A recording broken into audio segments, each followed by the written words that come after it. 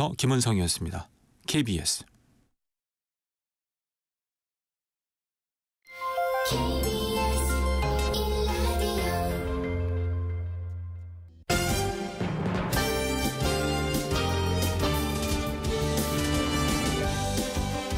KBS 1라디오 신성원의 오늘 세계는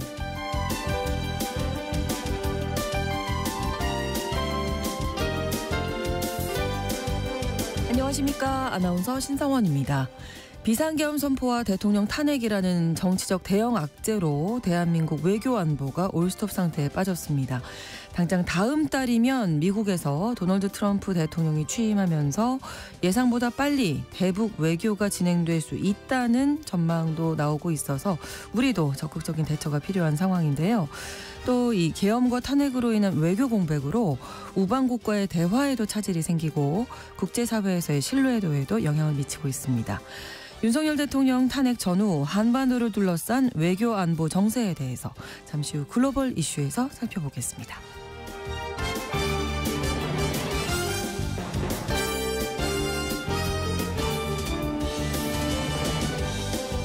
오늘 주목할 국제사회 뉴스는 헤드라인 뉴스와 키워드로 정리해드립니다. 통신원 취재 수첩, 말레이시아의 전통의상 끄바야와 아침 식사 문화에 관한 소식 준비했는데요. 이 두 가지가 유네스코 인류 무형 문화유산에 등재됐다고 하네요. 말레이시아 사람들에게 이 전통 의상과 음식은 어떤 의미가 있는지 통신원 연결해서 알아봅니다. 12월 17일 화요일 KBS 1라디오 신성원의 오늘 세계는 시작합니다.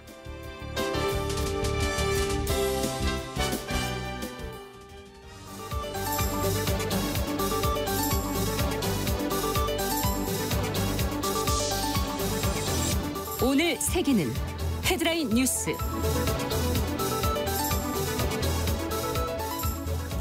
미 국무부가 한미동맹은 대통령 간의 동맹이 아니라 정부 간의 동맹이자 국민 간의 동맹이라고 밝혔습니다. 매슈 밀러 국무부 대변인은 16일 브리핑에서 윤석열 대통령이 탄핵 소추안 가결로 인해서 직무가 정지된 것 관련해 미국의 한미 외교 안보 분야 정책에 변화 가능성을 묻는 질문에 한미동맹에는 아무런 변화가 없을 것이라고 강조했습니다. 밀러 대변인 또한 지난 몇 주 동안 한국은 민주주의의 회복력을 보여줬으며 한국 국민이 헌법에 명시된 과정을 평화적으로 따라가는 것을 지켜봤다고 평가했습니다.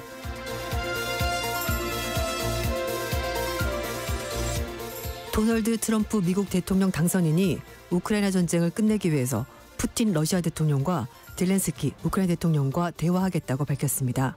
트럼프 당선인은 우크라이나 전쟁을 제2세계대전 이후 가장 끔찍한 대학살이라며 멈춰야 한다고 주장했습니다.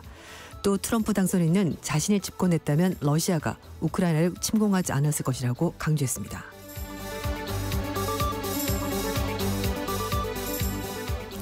올라프 숄츠 독일 총리가 독일 연방의회 신임 투표에서 패배해 내년 2월 조기 총선을 실시하게 됐습니다.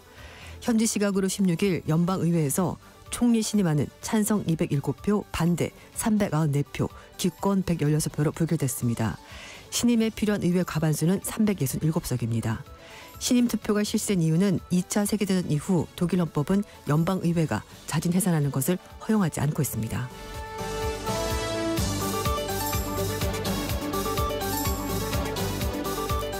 크리스틴 라가르드 유럽중앙은행 총재가 물가에 하방 위험이 있다며 정책 금리를 추가로 인하하겠다는 뜻을 밝혔습니다. 라가르드 총재는 예상보다 약한 성장 전망과 지정학적인 사건에서 비롯된 불확실성의 증가로 물가 하방 위험이 있다고 설명했습니다. 라가르드 총재는 또한 환율과 원자재 가격 변동, 잠재적인 보복 조치 등 변수로 인해서 미국발 통상 분쟁의 효과를 예측하기가 어렵다고 덧붙였습니다.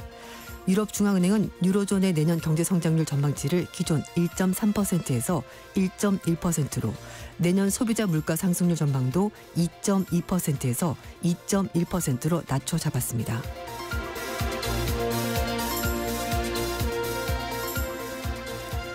미국 위스콘신주의 한 학교에서 총격 사건이 발생해 용의자를 포함해 3명이 숨지고 6명이 부상했다고 위스콘신주 메디슨시 경찰이 밝혔습니다.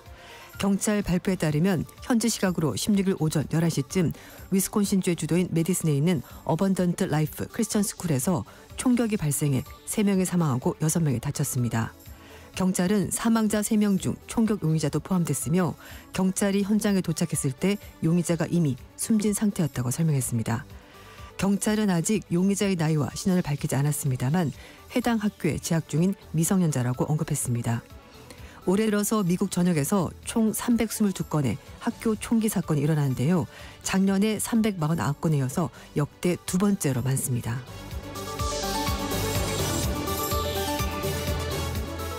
오늘의 헤드라인 뉴스 외신캐스터 조윤주 씨가 정리해 주셨습니다. 이번에는 키워드로 정리한 국제사회 소식을 한 가지씩 함께 살펴보죠. 첫 번째 키워드입니다. 대화와 화해의 달인. 네, 좀 상상하기 힘든 이미지지만 본인 주장은 그렇습니다. 세계 정상 그 누구와도 대화가 가능하다라고 트럼프 당선인이 말했는데요. 네. 16일 날 우크라이나 전쟁을 끝내기 위해서 푸틴 러시아 대통령 그리고 젤렌스키 우크라이나 대통령과 대화하겠다라고 말했습니다. 트럼프 당선인이 판비치 말하라고 자신 리조트에서 기자회견 가졌는데요. 우크라이나 전쟁을 2차 대전 이후 가장 끔찍한 대학살이라면서 당장 멈춰야 한다고 주장했습니다. 그러면서 이 전쟁을 멈추기 위해서 양국 대통령과 대화를 나누겠다라고 밝혔는데요. 네. 트럼프 당선인은 바이든 행정부가 우크라이나에 러시아 본토를 깊숙이 타격할 수 있는 미국산 장거리 미사일 사용을 승인한 것 강력히 비판했는데요. 이것 때문에 북한군이 전쟁에 합류하게 된 거다라고 주장했습니다. 근데 사실 이게 시기적으로 약간 순서가 반대긴 합니다만 어쨌든 그런 주장했고요. 네. 트럼프 당선인 이어서 김정은 북한 위원장을 자신과 잘 지내는 또 다른 사람이다 이렇게 표현하면서 자신이 만약에 집권했다면은 러시아가 우크라이나를 침공할 일 자체가 아예 없었을 거다라고 주장했습니다. 그러니까 대화도 잘하고 문제도 잘 해결하는 사람이 바로 자신이다 이렇게 자화자찬한 거고요. 그리고 네타냐후 이스라엘 총리와도 최근에 통화를 했다고 하는데요. 네. 진짜 대화는 자신이 취임하고 나서 그때 하겠지만 정말 좋은 대화를 나눴고 중동에서 좋은 관계를 잘 유지할 수 있을 것 같다 이렇게 대답했습니다. 네, 양쪽의 전쟁을 정리를 해보겠다. 네. 뭐 이런 의지로 네. 보이는데요. 대화와 중재를 통해서 해보겠다는 거죠. 네. 한편으로 이날 행사에 손정희 소프트뱅크 회장이 참석해서 대규모 투자 계획을 발표했네요. 네. 손정희 일본 소프트뱅크 회장이 이날 행사에 참석을 해가지고 네. 1,000억 달러 우리 돈으로 143조 6천억 원 규모의 대미 투자의 계획을 발표했습니다. 네. 이제 이 발표 이후에 트럼프 당선인이 기자들과 질의응답을 주고받으면서 이제 사실상 이게 대선 승리 이후에 첫 번째 기자회견이 된 건데요. 네.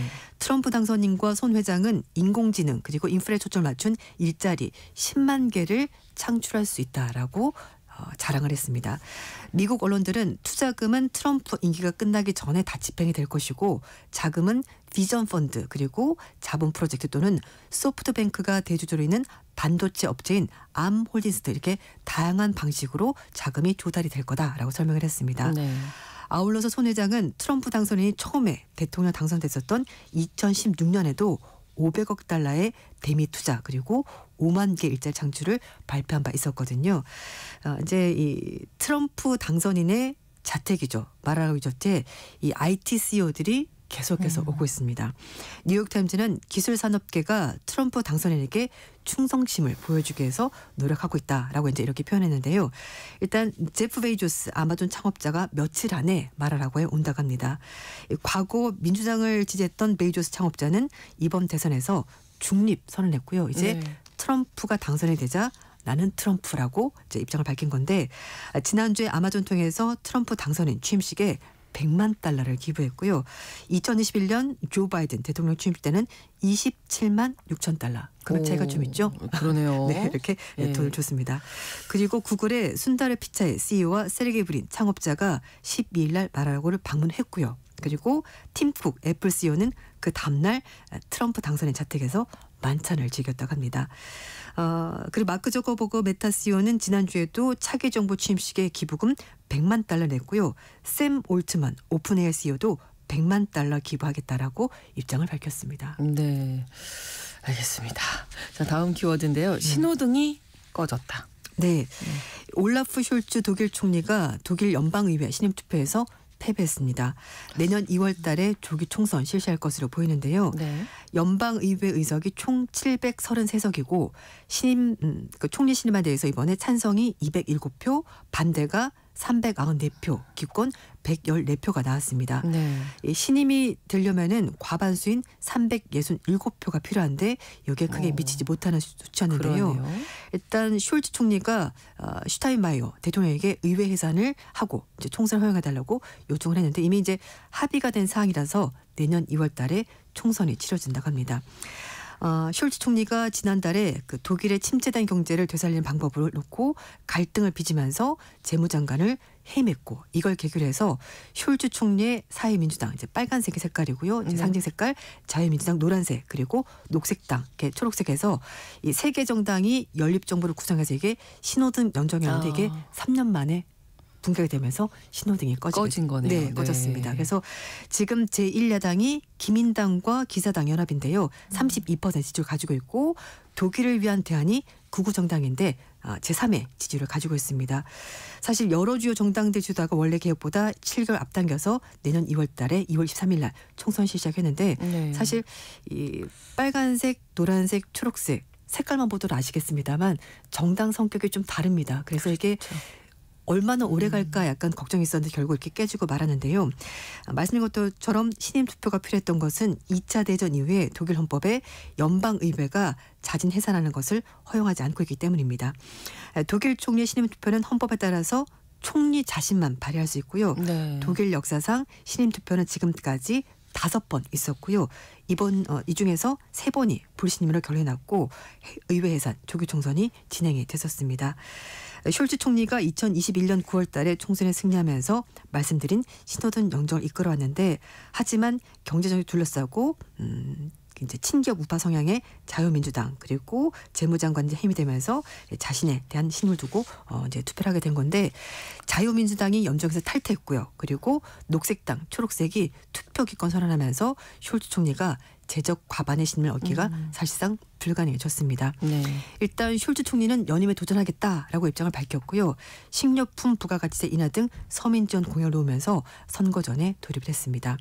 하지만 역대 가장 인기가 없는 총리로 불리는 숄츠 총리가 과연 이번 이제 조기 총선에서 승리할 수 있을지 이건 좀 그러게요. 물음표가 남고요. 지금 네. 현재로서는 제1야당인 기민기사당 연합이 승리하지 않겠는가 이런 얘기가 나오고 있습니다. 네. 그래서 프리드리 메르츠 기민당 대표가 총리직 오를 가능성이 높은데 독일 언론들은 조기 총선에 치러질 2월 23일까지 미국의 트럼프 당선인 취임식이 1월 달에 있기 때문에 중대한 변수가 있기 때문에 아직까지 뭔가 확실한 것은 아무것도 네, 없다 네. 이렇게 얘기를 하고 있습니다. 그렇습니다. 자, 다음 키워드인데요. 개인적이지 않은 사익 추구. 사익인데 개인적이지 않다. 네. 이게 무슨 얘기인지. 그 정치인들이 하는 말을 들어보면 앞뒤가 맞지 않는 일이 굉장히 많은데 네. 이번에도 그런 일이 있었습니다. 2011년부터 시리아를 통치했었던 알 아사드 대통령이 쫓겨났죠. 지금 그렇죠. 러시아에 있는데요. 러시아로 갔죠. 네, 근데 시리아 대통령실이 텔레그램 계정을 통해서 알 아사드 대통령의 성명서를 발표했습니다. 네. A4 용지 한 장짜리였고요. 영어, 아랍어로 각각 나왔는데요. 뭐 뉴스를 통해서 많이 보셨습니다만 이슬람 무장단체인 하야트 타할리르 알샴 HDS가 주도하는 반군이 수도 다마스쿠스를 장악하면서 이제 시리아가 정권이 바뀌게 된 거죠. 반군 쪽으로. 그래서 이렇게 반군이 승리하고 나서 처음으로 공식 입장이 나온 건데 네. 이번 달 그러니까 16일에 지난 16일에 모스크바에서 이 문서가 작성이 됐다는 설명이 달려 있었습니다. 아사드 대통령은 반군의 공세에 밀려서 망명한 과정을 설명하면서 국제 테러리즘을 시리아 해방혁명으로 꾸며내는 목적이 있었고 그래서 이건 진실과 완전히 동떨어진 잘못된 정보가 넘쳐나는 거다. 가짜뉴스다 이렇게 주장했고요. 네. 그러면서 8일 이른 시각까지 이때 떠났거든요. 다마스쿠스에 남아서 직무를 수행하다가 테러범들이 다마스쿠스에 오자 러시아와 협력해서 떠난 것뿐이다. 이렇게 말하면서 자신이 할 수 있는 유일한 일은 테러와 맞서 싸우는 것뿐이었다. 그때까지 나는 계속 일을 했었다. 이렇게 강조했습니다. 그러면서 개인적인 이익을 위해서 자리를 쫓은 적도 없고 자신을 시리아 국민의 믿음을 지탱하는 국가적인 프로젝트의 관리자로 여겼다라고 주장하면서 국민을 위해서 싸웠다라고 말했습니다. 그러면서 시리아 국민과 자신의 깊은 소속감과 유대감은 절대 약해지지 않을 것이고 시리아가 다시 자유로워지고 독립되기를 희망한다. 이렇게 성명에 썼습니다. 네, 국민들이 그걸 이제 공감을 해야 될 텐데요. 네. 근데 이 아사드 대통령이 가지고 있는 재산이 뭐 어마어마하다면서요? 네. 개인적인 이익을 쫓지 않았는데 재산은 어마어마하군요. 네, 그렇습니다. 사실은 아버지 때부터 정권을 잡았기 때문에 총 그렇죠. 따지자면은 뭐 한 53년 동안 시리아를 통치를 했는데요. 네. 이 아사드 정권이 무너지고 나서 그 일가가 축적해온 재산이 속속 드러나고 있는데 아사드는 그러나 이익을 추구한 적이 없었다라고 항변했습니다. 하지만 외신들은 아사드 일가가 부정 축제한 재산 규모를 추가적으로 보도를 하고 있는데요. 월스트리트저널은 아사드 정권이 무너지면서 그의 일가가 은닉한 수십억 달러의 현금만 수십억 달러고요. 자산도 꽤 많다라고 얘기를 하고 있습니다. 러시아와 스위스 등의 호화 부동산이 있고요. 그리고 자산 목록에는 전용기, 고급 스포츠카 이런 것들이 가득 있다고 합니다. 네, 그러는 동안 국민들은 너무나 고통을 네. 받았겠죠. 그리고 국민의 거의 70%가 빈곤선 쪽으로 떨어졌다고 하니까 굉장히 힘든 생활을 했던 거죠. 그 수십 년 동안. 그렇습니다. 다음 키워드인데요. 도대체 넌 왜 그러는 거니? 엄마들이 많이 하는 네, 아마 얘기들이 돌아가신 엘리자베스 여왕이 이런 말을 하지 않았을까 싶은데요. 영국 왕실의 골칫거리하면은 앤드류 왕자입니다. 네. 또 사고를 쳤는데요. 앤드류 왕자의 최측근이 중국 스파이라는 의혹이 제기가 됐습니다. 찰스 3세 영국 국왕의 동생이 바로 앤드류 왕자인데요. 네네. 국가안보상 영국 입국이 금지된 중국 사업가와 가까이 지내다가 버킹엄 궁전과 윈저성 등 주요 왕실 시설에 이 사람을 초대한 사실이 드러났습니다. 게다가 이 중국 사업가가 영국의 전직 총리들과도 만난 것이 알려지면서 영국 정계가 발칵 뒤집혔습니다. 네. 영국 언론 보도에 따르면 사실 뭐 이 남자가 나중에 이름이 밝혀지긴 했으면 어쨌든 처음 보도는 H6라고 이름이 알려졌는데 네. 50대 중국인이고 이 법적인 이유 때문에 자신에 대한 입국 금지 처분을 취소해달라면서 영국 내무장관을 상대로 소송을 냈다가 패소했고 이게 알려지면서 드러나게 된 건데 영국의 이민 문제 담당 재판소인 특별 이민 항소위원회가 영국의 국내 정보국 MI5의 A씨를 중국 공산당 소속이자 정보 수집 부서인 통일전선부 소속의 남성이다 이렇게 파악을 한 겁니다. 예. 위원회는 판결문에서 당시 내무장관에게 이 남성이 영국의 국가 안보에 위험 요인이 되며 영국의 입국 금지가 정당하다는 결론을 내릴 자격이 내무장관에게 있었다라고 판결문에 정확하게 나온 겁니다. 네. A씨는 2021년 테러 방지법에 따라서 영국 입국이 금지된 남성이라고 하는데요. 다만 중국 공산당과 연계 의혹은 본인은 부인하고 있습니다. 이 남성은 토니 블레어 전 총리 등 영국의 고위 정치인들의 후원을 받는 영중 경제 교류 모임인 48그룹 클럽의 명예 회원으로도 알려져 있습니다. 재판 과정에서 A씨가 앤드류 왕자와도 매우 가까운 관계였다는 것이 드러나게 됐는데 앤드류 왕자가 A씨를 버킹엄 궁전에 2차례 초대했고요. 네. 세인트 제임스 궁전과 윈저성의 행사에도 참석하도록 해줬다는 겁니다. 윈저 부진에 있는 앤드류 왕자 자택의 로열 로지에서 있었던 자신의 생일 파티에도 이 인물을 초대했다고 하는데 네. 앤드류 왕자의 수석 고문인 도미닉 캠프셔가 A씨에게 보낸 2021년 3월자 그 편지를 보면 A씨를 왕자의 생일 파티에 초대한 내용이 적혀져 있었습니다. 이뿐만 아니라 A씨는 데이비드 캐머런 그리고 테레사 메이 등 영국의 전직 총리와도 각각 만났다는 얘기가 나오고 있는데요. 이들과 찍은 사진을 런던 사무실 책상에 떡하니 보관하고 있었기 때문에 빼박 증거가 있었습니다. 네. 하지만 언제 어디서 찍혔는지는 자세한 내용이 없고 또 해당 남성도 뭐 정확히 기억이 나지 않는다 이렇게 얘기를 하는데 네. 조지 오스본 전 재무장관과도 이 남성이 만났다고 많이 합니다. 접촉이 있었네요. 네, 고위급 그러니까 인사들과. 뭐 웬만한 사람들은 다 만났습니다. 네. 앤드류 왕자 사무실은 성명을 통해서 왕자는 정부의 조언에 따라서 해당 남성과 모든 접촉을 중단했다고 밝혔고요. 공식 채널 통해서만 만남이 이루어졌고 민감한 성격의 내용은 전혀 얘기한 바가 없다 이렇게 밝혔습니다. 네. 하지만 왕실 소통에 따르면 찰스 국왕이 앤드류 왕자가 이 중국 스파이로 의심된 남성과 만났다는 보고를 듣고 격노했다고 합니다. 도대체 왜? 네. 근데 사실 그 전에도 그렇게 행실이 좋지가 않았거든요. 미국의 억만장자 성범죄자인 제프리 앱스타인과 만났던 상당히 친분이 있었던 걸 알려지면서 성추문 문제가 되면서 결국 왕실의 모든 공식 업무에서 배제된 상태인데 여기서 중국 스파이로 음지된 남성과 굉장히 친하게 지냈었다는 얘기 나오면서 왕실이 뒤집혔고요. 올해 크리스마스 행사 때 참석하지 않을 것 같습니다. 원래 이제 전통적으로 이제 그 왕실에서 네. 막달 교회까지 걸어가는 그런 크리스마스 산책이 있는데 이 행사에 앤드류 왕자는 참석하지 않는다고 못 하니까 나오겠죠. 네. 왕실에 이제 약간 미운털이 확실하게 음. 콕 박힌 것 같습니다. 네. 도대체 왜 그럴까요? 그러니까요. 궁금하네요. 네. 다음 키워드 30대는 인생 최고의 전성기. 네. 네. 뭐 지나고 나면 네. 근데 이제 그랬던 이분은- 것 같아요. 네, 네. 그렇죠. 그때만 그랬던 것 하더라도 막 같습니다. 나이가 많구나 이런 생각하지만 네. 올해 미스 프랑스 선발대회가 있었는데요. 네. 참가자의 나이 상한이 없어졌습니다. 그래서 올해 34살에 최고령자 우승자가 나왔다고 하는데요. 오.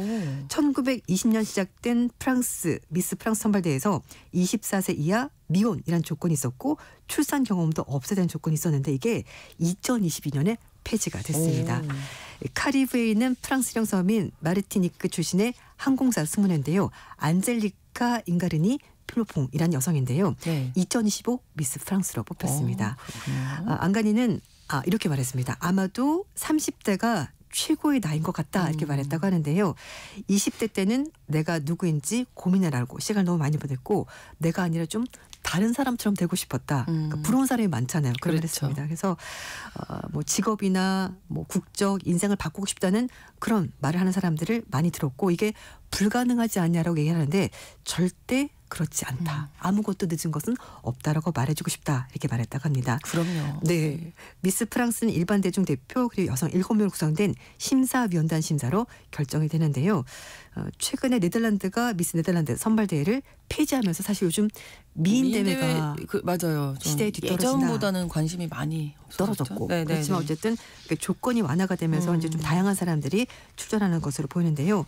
올해 대회 결선에서 의사, 치과의사 등 다양한 직업을 가진 여성 30명이 출전했고요. 수영복 심사, 지역의상, 드레스행진 등으로 우승자를 가렸는데 52세 여성도 도전했습니다만 결선에는 진출하지 못했다고 합니다. 네. 뭐 30대, 40대, 50대 내 나이 그 나이 때가 가장 인생의 최고 전성기다. 맞습니다. 이렇게 생각하고 네. 살아야 할 것 같습니다. 헤드라인 뉴스와 키워드까지 외신캐스터 조윤주 씨와 함께했습니다. 고맙습니다. 네, 감사합니다. KBS 라디오 신성원의 오늘 세계는 1부 마무리하겠습니다. 11시 30분부터 일부 지역에서 해당 지역 방송 보내드립니다.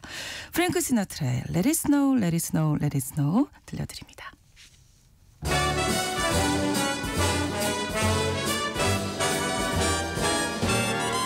Oh, the weather outside is frightful, but the fire is so delightful. Since we've no place to go, let it snow, let it snow, let it snow. It doesn't show signs of stopping, and I brought some corn for popping. The lights are turned down low. Let it snow, let it snow, let it snow. When we finally kiss goodnight, how I'll hate going out in the storm. But if you'll really hold me tight, all the way home I'll be warm. The fire is slowly dying, and my dear, we're still goodbying. As long as you love me so, let it snow, let it snow, let it snow. Doesn't care if it's 10 below. He's sitting by the fire's cozy glow. He don't care about the cold and the winds that blow. He just says, let it snow, let it snow, let it snow. Let it snow. Ooh-wee goes the storm. Why should he worry when he's nice and warm? His gal by his side and the lights turn low. He just says, let it snow, let it snow.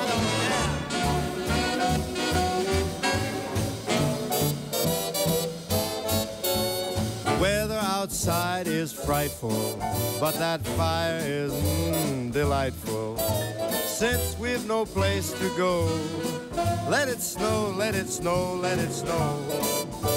It doesn't show signs of stopping, and I brought lots of corn for popping. The lights are way down low, so let it snow, let it snow, let it snow, let it snow. When we finally say goodnight, how I'll hate going out in the storm. But if you'll only hold me tight, all the way home I'll be warm. The fire is slowly dying, and my dear, we're still goodbye. Long as you love me so, let it snow, let it snow, let it snow. 지금 시각은 11시 30분입니다. KBS Ladies and gentlemen. 국제사회의 다양한 뉴스를 한눈에 KBS 1라디오 신성원의 오늘 세계는 세계를 바로 보는 최소한의 투자입니다.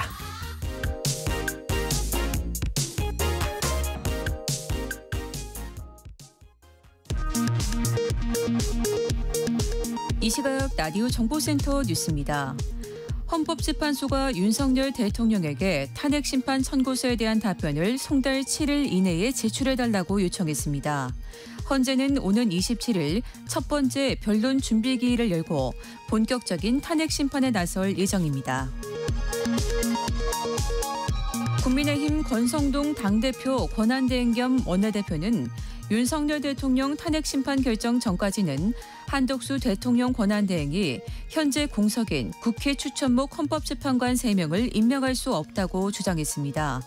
더불어민주당 박찬대 원내대표는 탄핵 심판의 공정성을 위해 헌재는 6인 체제가 아니라 9인 체제로 진행돼야 한다고 강조했습니다. 윤석열 대통령 탄핵 심리에서 검사 역할을 할 11명의 탄핵소추위원단이 구성됐습니다. 탄핵소추 단장을 맡은 정청래 법사위원장 등 민주당 의원 9명, 조국혁신당과 개혁신당 의원 각 1명이 참여했고 국민의힘은 참여하지 않았습니다. 조국혁신당은 윤석열 대통령이 탄핵소추가 되기 직전 정형식 헌법재판관의 처형인 박선영 씨를 장관급인 진실화해 위원장에 임명했다고 지적하며 탄핵심판 주심으로 지정된 정형식 재판관은 주심을 회피하라고 촉구했습니다.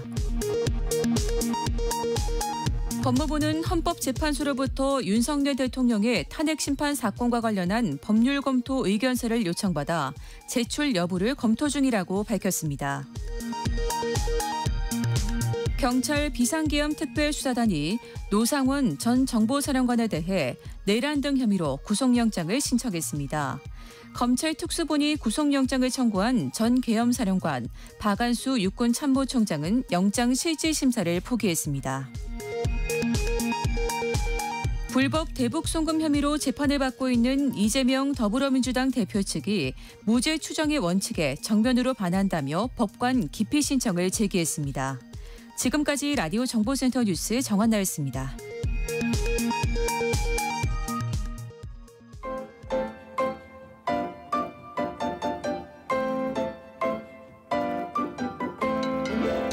통신원 취재 수첩.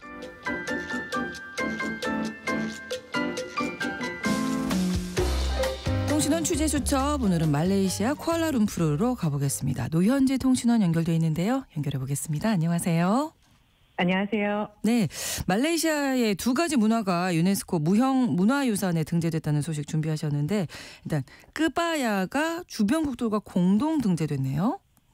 그렇습니다. 말레이시아 관광예술문화부는 성명을 통해 말레이시아가 브루나이, 인도네시아, 싱가포르, 태국과 함께 끄바야를 유네스코 인류 무형문화유산 부분 목록에 등재했다고 설명했는데요. 네.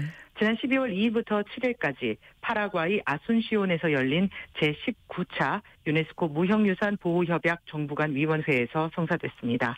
성명에 따르면 말레이시아와 주변 4개국이 공동으로 끄바야, 지식, 기술, 전통과 관행이라는 이름으로 등재됐고 주변 여러 나라가 공동으로 협력해 제출한 점이 더욱 큰 의미와 가치가 있다고 평가했습니다. 네, 끄바야가 말레이시아 전통 의상이라고요? 그렇습니다. 끄바야, 깨바야, 케바야 이렇게 지역마다 발음에 따라 조금씩 다르게 불리는데요. 네.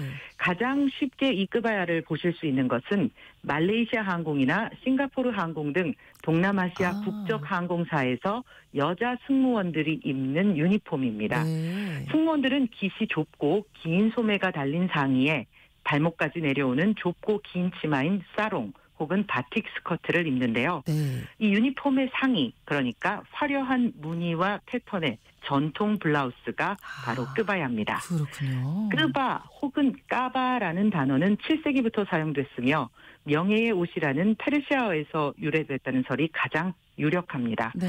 일각에서는 동남아시아의 더운 기후에도 불구하고 이렇게 긴 팔로 입는 이유는 이슬람교에서 영향을 받았을 것으로 추측하고 있는데요.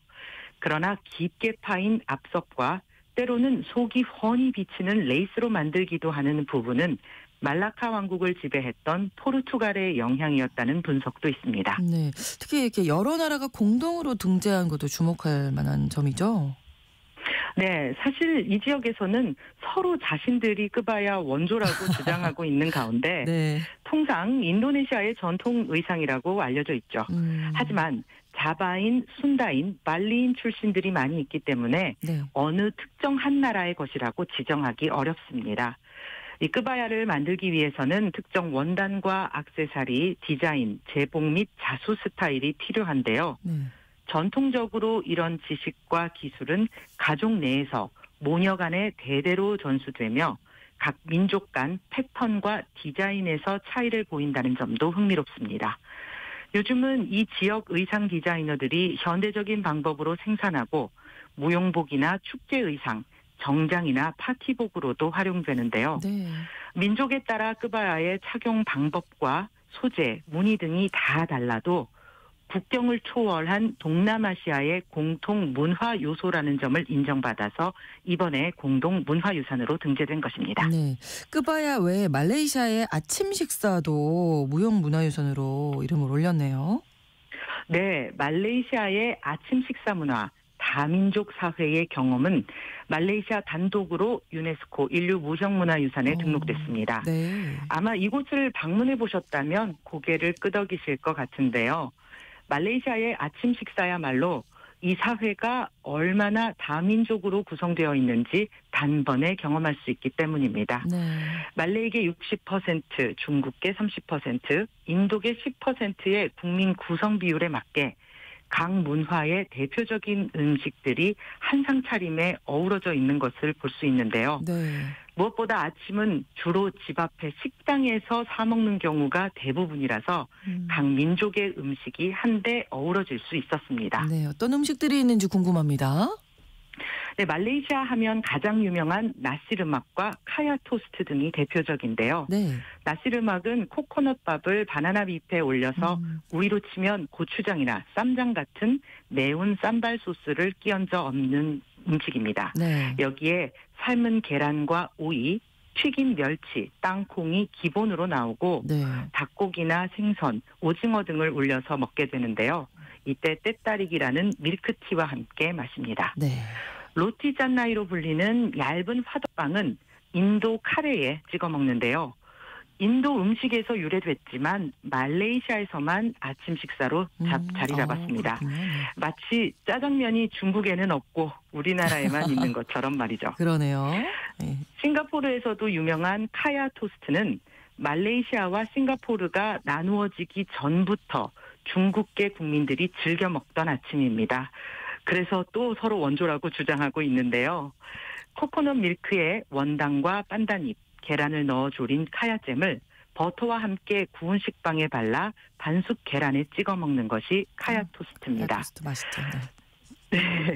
이렇게 차려지는 말레이시아 아침 식사는 이제는 민족적인 배경과 계층에 관계없이 일반화되고 모든 말레이시아 사람들이 아침으로 즐기고 있는데요.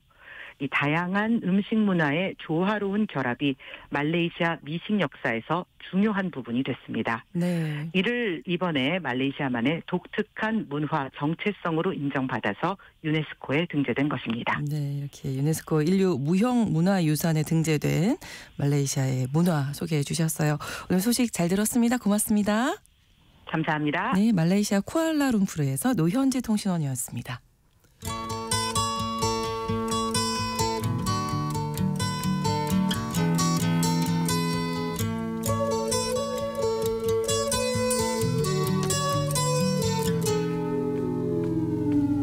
Here comes the sun. 윤석열 대통령의 비상계엄 선포부터 대통령직 탄핵소추안 가결이 이루어지기까지 지난 열 하루 동안 한국을 둘러싼 외교 안보 환경이 크게 요동쳤습니다.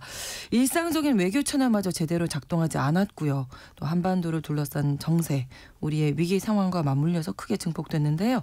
글로벌 이슈에서 오늘은 비상계엄과 탄핵 전후 한반도를 둘러싼 외교 안보 정세 짚어보겠습니다. 한겨레 신문 정의길 선임 기자와 함께합니다. 어서 오세요. 안녕하세요. 자, 토요일에 이 탄핵소추안이 가결되면서 일단은 어떤 위기 상황은 좀 일단 정리가 된 셈인데 네. 그동안 외교안보 이슈 가운데 한반도에 가장 큰 영향을 미칠 만한 건 어떤 거라고 보십니까? 무엇보다도 한국의 최대 동맹인 미국에서 도널드 트럼프 대통령 당선자가 사실상의 대북한 특사를 지명했다는 거죠. 네. 트럼프 당선자는 어제죠. 어제가 아니죠. 탄핵 소추안 가결이 된 직후에 그러니까 14일 날 거기 시간은 14일 날인데 네. 리처드 앨런 그린월 전 주 독일 대사를 특별 임무를 위한 대통령 특사로 지명을 했습니다. 네. 트럼프는 그린웰이 베네수엘라와 북한을 포함한 세계의 가장 뜨거운 지역에서 활동한 예정이다라고 말했어요. 그래서 특별 임무를 위한 대통령 특사니까 뭐 대북한 특사로 특정된 건 아니지만 네. 사실상 주요 업무는 이제 대북한 특사로 봐야 되지 않나 이렇게 합당할 것 같아요. 이렇게 보는데요. 네. 트럼프가 또 이런 말도 했어요. 그린웰이 유엔 안보리에서 8년간 근무할 때 북한과 협력했고 여러 다른 국가의 발전 문제를 다뤘다. 이렇게 해서 북한 전문성을 강조했습니다. 네. 그린웰은 트럼프 행정부 때 4년 전이었죠. 그 1기 트럼프 행정부 때 주 독일 대사 그리고 국가정보국 국장 대행을 지냈습니다. 요번에 신임 행정부에서 국무장관 또는 국가안보 보좌관 기용술도 나돌았습니다. 상당히 거물입니다. 네네네. 미국의 그 대북한 특사로는 빌 클린턴 행정부 때 국방장관을 지냈던 윌리엄 페리 이후에 최대 거물이라고 할 수 있습니다. 그래서 비중 있는 인사가 대북 특사로 임명됐다. 이건 트럼프가 대북 정책에 비중을 둘 것이다. 그렇죠. 이런 걸 말해주는 거죠. 네, 그린웰 전 대사의 이 대통령 특사 임명, 뭐 한반도 외교 안보 관련해서 어떤 의미가 있는 건지도 한번 짚어주실까요? 일단 트럼프 당선자가 공언한 대로 김정은 북한 국무위원장과의 관계에 관여하지 않겠냐. 뭐 당연히 그런 분석이 나옵니다. 네. 앞서 앞서 그린웰이 이란 관련 일을 맡을 것이다. 이런 보도가 나왔는데 여기에 대해서 트럼프 당선자가 소셜미디어에 그린웰은 훌륭한 인물이다. 스타다. 중요한 자리에서 더 일하게 될 것이다. 이런 말을 했습니다. 네. 이 말은 뭐냐 그러면 트럼프가 이란 문제보다 북한 문제를 더 우선시하고 있다는 걸 얘기하는 거죠. 또 그린웰도 문제 해결을 위해서는 적성국과 정상회담을 할 수 있다라는 트럼프의 입장을 적극적으로 지지하고 변호한 사람입니다. 네. 그는 지난 7월 독일 빌트지와 인터뷰에서 트럼프는 미국의 안전을 위해 심지어 상대가 적이라 해도 모든 것을 해결해야 되는 사람이다. 김정은과 만나게 국경을 넘나든 것도 바로 그 이유 때문이다. 이렇게 말을 했어요. 그리고 김정은 우리한테 아주 적대적이고 미사일 위협도 가했다. 하지만 나는 대통령이 김정은과 직접 대회에 나선 것을 기쁘게 생각한다. 친구는 아니지만 대화를 나눈다. 트럼프는 미국을 보호하기 위해 전략적으로 움직였다. 아주 적극적으로 얘기를 했어요. 그러니까 트럼프의 그 김정은과 직접 대화를 갖다가 적극적으로 자기가 주선하겠다 이런 뜻이죠. 예, 충성심이 키워드는 아주 충성하는 발언이네요. 그렇죠. 충성 발언이고 자기도 뭐 철학이 약간 그런 측면도 있는 거고요. 네. 그게 딱 맞아 떨어진 거군요. 그럼 앞으로 트럼프 당선이 이제 대통령이 될 텐데 대북 정책 어떻게 전개될 것으로 예상이 되는지도 말씀해 주시죠. 트럼프가 그린웰을 특사로 임명하기 전에 백악관 부국가안보보좌관의 알렉스 윙이라는 사람을 지명했습니다. 알렉스 윙은 트럼프 1기 행정부 때 국가안보회의에서 근무를 하면서 북미 대화 과정을 쭉 지켜본 사람입니다. 그러니까 이 두 번의 인사를 봐서 트럼프가 그 평소 잘 지내고 있던 김정은과 직접 대화를 나누고 하겠다는 것은 명확히 한 겁니다. 이거는 그러니까 근데 문제는 지금 트럼프가 현재 가장 시급하게 대처해야 될 외교 안보 상황은 우크라이나 전쟁입니다. 그가 뭐 자기가 취임하자마자 뭐 24시간 안에 끝내버리겠다. 그렇죠. 얘기를 하고 있으니까. 근데 이제 이 우크라이나 전쟁 종전을 하려면 러시아와 대화하고 협력해야 되는데 네. 근데 러시아는 지금 우크라이나 전쟁으로 북한과 상당히 얽혀 있는 관계입니다. 두 나라의 동맹인 포괄적 전략 동반자 관계 조약이 지난 4일에 최종적으로 의회에서 비준을 받고 이제 발효가 된 상태입니다. 그래서 이것 때문에 파병설이 계속 있었는데 북한 파병설이 북한이 이제 이를 계기 위해서 전투에 나설 수 있지 않나 이런 관측이 나옵니다. 네. 아직까지 확인되지는 않습니다. 북한이 전투에 참여했다는 건. 그래서 트럼프 행정부가 우크라이나 전쟁과 관련해서 러시아와 대화 협상에 들어가게 되면은 이를 고리로 북한 문제로 다룰 수밖에 없고 생각보다 빨리 대북 외교가 진행될 수 있지 않겠나 이런 예측이 나옵니다. 한국으로서는 적시어 대처해야 되는 상황이죠. 그러나 현재 우리나라가 지금 상황이 뭐 사실상 어떻게 보면 이제 탄핵 소추안이 가결되면서 네. 외교 안보 쪽 최고 책임자가 공석이고 그러니까 공백이 생겼잖아요. 좀 부정적인 영향이 있지 않을까. 지금 뭐 미국의 정권이 교체되는 상황에서 우리나라가 대통령직이 탄핵됐다는 거 외교적으로 상당히 중대한 상황이죠. 그렇죠. 뭐 부정적인 상황은 분명합니다. 네. 하지만은 현 상황이 양날의 칼이 될 수 있지 않나 꼭 나쁜 측면만 있는 것이 아니다. 이런 지적도 있어요. 왜냐하면 윤석열 정부가 그동안 북한과의 대화와 관계 정책을 포기하고 긴장과 대결 정책으로 일관해왔습니다. 이거 사실 부정할 수 없는 사실입니다. 러시아와 중국이 반대하고 우려는 한미일 삼각동맹의 전 단계까지 한국이 적극적으로 나섰고 이 때문에 한반도를 둘러싼 긴장과 대결이 높은 상황입니다. 근데 트럼프는 지금 이제 우크라이나 전쟁 끝낸다. 러시아와 대화 협력해야 된다. 이런 상황입니다. 그리고 김정은과도 대화하겠다. 윤 정부가 그렇죠. 만약에 대통령이 그대로 나면 윤 정부가 이를 수용할 수 있겠네 유연하게. 오히려 자기가 여태까지 체계의 외교 안보 치적이라고 자화자찬하고 있는 그 한일 관계 강화, 뭐 한미일 동맹, 뭐 그리고 가치연대 동맹 이걸 갖다가 또 고집하려고 하고 이 고집 속에서 트럼프 행정부와의 발목이 잡히고 뭐 다른 걸 양보할 수 있지 않나 네. 이런 우려도 많이 제기됐었습니다. 네. 근데 이제 어쨌든 그가 그래서 탄핵 소추가 직무가 정지된 상태였고 오히려 그래서 트럼프 행정부의 대한반도 정책에서 유연하게 대처할 공간이 생기지 않았냐 이런 평가도 있습니다. 그렇군요. 대통령 탄핵으로 정치적으로는 대통령직이 공백이긴 하나 현정상으로는 엄연히 대통령 직무대행이 지금 있고 네. 또 대통령 직무대행과 외교부 라인인데 최소한의 상황을 관리할 공간이 지금 생겼습니다. 그래서 또 트럼프 행정부도 내년 1월에 취임을 하는데 한국에서 사실상 지금 과도정부 아닙니까? 내용적으로는. 그렇죠. 과도정부 상대로 해서 뭐 압박할 이른바 각이 그렇죠. 생기기가 잘 않는 거죠. 그러니까 이제 오히려 과도정부로서 시간을 좀 벌어줄 수 있지 않겠냐 이런 지적도 좀 나오고 있습니다. 네. 그러니까 너무 부정적으로만 볼 필요는 볼 건 없겠네요. 아니다. 오히려 한반도 주변 정세 변화에 대해서 유연하게 대처. 아까 말씀해 주신 대로 공간이나 시간이 생긴 건데 이 부분을 좀 더 구체적으로 말씀해 주실까요? 단적인 예로 어저께 통일부가 그동안 한반도 긴장의 최대 요인 중이었던 그 대북 전단 문제에 대해서 아니 입장을 바꿔버렸습니다. 네네. 통일부는 어제 16일에 대북 전단 문제는 최근 정세 및 상황의 민감성, 우리 국민의 생명과 안전을 최우선적으로 고려해 접근한다. 그래서 대북 전단 민간 단체들에게 신중 판단을 지난 10일에 이미 요청했다 얘기했습니다. 이건 무슨 얘기냐면 한마디로 대북 전단 발송을 이제 막겠다는 거죠. 그렇죠. 민간 단체들이. 네. 그다음 통일부는 지난 5월부터 탈북문 단체 자유북한운동연합의 대북 전단을 살포하는 걸 막지 않았습니다. 그 이유는 뭐냐면 헌법재판소가 이걸 갖다 표현의 자유로 결정했다. 뭐 이런 결정을 방패로 해서 막지 않았습니다. 그 결정 그래서 탈북 단체들이 전단을 보내면 북한이 여기에 대해서 옹물풍선으로 대응을 했고 또 한국 남쪽에서는 옹물풍선을 원천 타격해야 된다. 네. 이런 주장까지 나왔습니다. 최근 계엄 이후 군관계 증언에서 이런 얘기가 나왔습니다. 그래서 또 평양에 출현 무인기 때문에 남쪽에서 긴장 고조를 위해 보낸 것이다. 이런 얘기까지 나오고 이제 조사 중이죠. 그렇죠. 근데 이제 통일부가 입장을 바꿨습니다. 그래서 대북 전단 문제는 사실 우리가 한반도 긴장 이를 고리로 해서 계엄 연맹을 만들려고 하지 않았냐 이런 상황까지 지금 대북 문제가 번지고 왔는데 누가 보더라도 한국 쪽에서 보는 전단이 한반도 긴장 고조의 시발점이 된 것은 분명한 사실인데 그걸 갖다가 그동안 윤석열 정부가 뭐 표현의 자유다 그러면서 오히려 조장하는 듯한 행위까지 했습니다. 그런데 이제 상황이 이제 바뀌었으니까는 그렇죠. 이제 비로소 정상으로 약간 돌아온 거죠. 박근혜 정부 때도 대북 문제에 있어서는 전단 문제에 있어서는 상당히 단호하게 대처해서 못 보내게 했고 북한과 이걸 가지고 협상을 했었습니다. 우리 서로 하지 말자.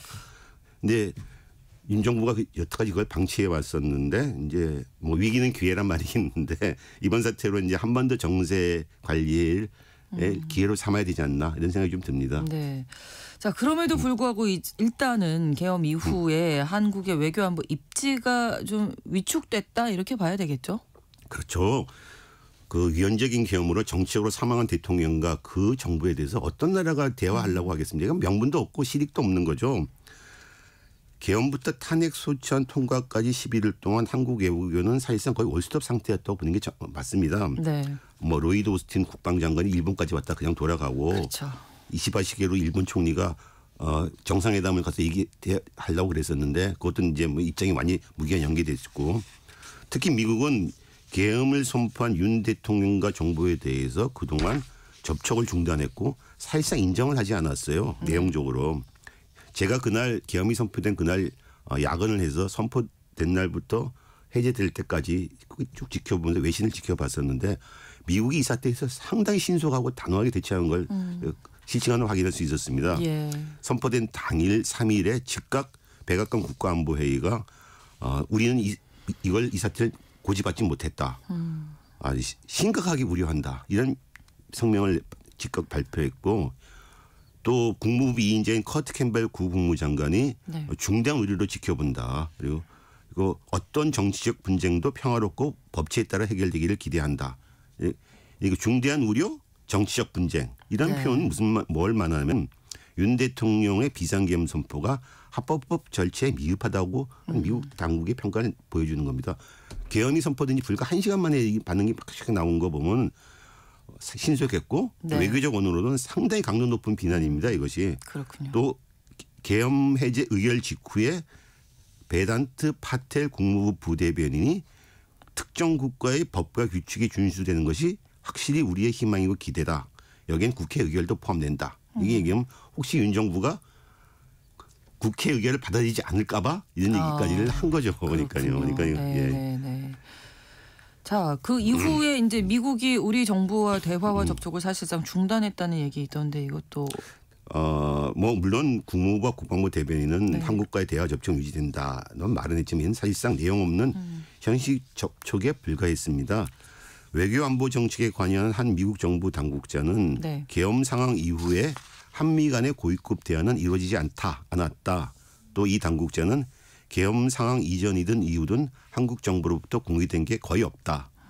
그래서 이 점에서 미국 정부 내에서 상당한 문제의식을 가지고 있다. 이거 한국 정부랑 접촉도 없고 우리는 한국 정부를 인정할 수 없다. 이런 얘기입니다. 이 얘기는. 그래서 일대로 계엄 직후에 필립 골드보그 주한 미 대사가 조태열 외교장관한테 전화를 했었는데 거의 이틀 동안 통화가 안 됐다는 거죠. 물론 조 장관은 이런 얘기했으면 상황이 너무 급하게 돌아가고 있고 그래서 잘못된 정세 판단, 상황 판단으로 인해 미국을 미스리드, 잘못된 오판을 해주지 않기 위해서 내가 일부러 안 그랬다. 뭐 이해할 수 없는 부분 아니게 자기도 사실 상황이 그렇죠. 자기도 상황을 잘 모르니까 어쨌든 그 한미 관계가 그동안 그랬다는 거죠. 근데 국회에서 탄핵 소추안이 통과되고 나서는 대통령 직무대행에 들어서 나서 미국 쪽의 태도가 이제 확 바뀌었습니다. 네. 토니 블링컨 국무장관이 탄핵 소추안이 통과된 직후에 즉각적으로 가장 중요한 것은 한국 국민들을 우리가 강하게 지지한다는 거다. 뭐 한국을 하나로 묶는 양국을 하나로 묶는 철통 동맹을 강하게 지지한다 이런 말을 했어요. 네. 보통은 한국이나 한국 정부를 지지한다 이런 표현을 쓰는데 그렇죠. 우리는 한국 국민을 지지한다는 얘기. 이게 뭐면 한국 국민이 탄핵 소추안을 반대했다는 것을 우리가 적극적으로 밀고 있다 이 표현입니다. 그리고 또 한덕수 권한대행과 함께 일할 준비가 돼 있다 이런 얘기는. 그 얘기는 뒤집어 얘기하면 외교적으로 우리는 그동안에 탄핵 동안 한국 정부 일할 준비가 되지 않았다는 얘기입니다. 그렇죠. 네. 그러네요. 네. 자, 그러면 트럼프 당선인이 뭐 한국 사태 관련해서 언급한 내용은 없나요? 없습니다. 네. 트럼프로서는 뭐 한국에 자신을 상대할 확고한 파트너가 없는 상황인데 굳이 얘기할 필요가 없고 이건 트럼프의 거래주의적 속성으로 봐서 당연하다고 생각합니다. 다만 북한 문제 등에서 언급을 하면서 향후 자신의 지렛대를 만들어서 차기 한국 정부를 상대하려고 하지 않나 이런 생각이 좀 듭니다. 네. 아무튼 당분간은 한덕수 국무총리 권한대행 체제로 외교안보 정책 관리를 해야 할 것이고 그 과정에서 차질이 없어야 할 텐데 큰 정책 변화는 뭐 지금 있기가 힘든 상황이죠. 그렇죠. 어쨌든 한국의 현 국정이 정상 상황이 아니기 때문에 현 대행 체제에서 외교안보에서 현상을 바꾸는 결정을 할 수는 없을 노선을 겁니다. 바꾼다든지 이러기는 어렵고요. 그렇죠. 네. 기존 현상을 가지고 유지할 텐데 그렇지만 또 기존의 일방적이고 유연하지 못한 정책과 노선도 고집할 필요도 없는 거죠. 네. 그래서 대행치가 끝난 이후에 정부의 운신의 폭을 넓혀지도록 현 상황을 관리하고 시간을 벌어주는 역할을 해야 되지 않나 생각합니다. 네. 특히 무엇보다도 한반도 긴장을 고조시키지 않는 쪽으로 외교안보에 그렇죠. 초점을 갖다가 딱 잡고서 그 상황을 이제 대행체제 이후 정부에 넘겨주는 역할을 해야 되지 않나 그렇게 생각합니다. 그렇습니다. 오늘 글로벌 이슈 비상계엄과 탄핵 이후에 이 외교 안보에 미친 영향 여러 가지 면에서 살펴봤습니다. 한겨레 신문 정의길 선임 기자와 함께했습니다. 오늘 고맙습니다. 감사합니다. 스콜피언스의 노래 Wind of Change 전해드리면서 신성원의 오늘 세계는 마치겠습니다. 내일 오전 11시 5분에 다시 뵙겠습니다. 고맙습니다.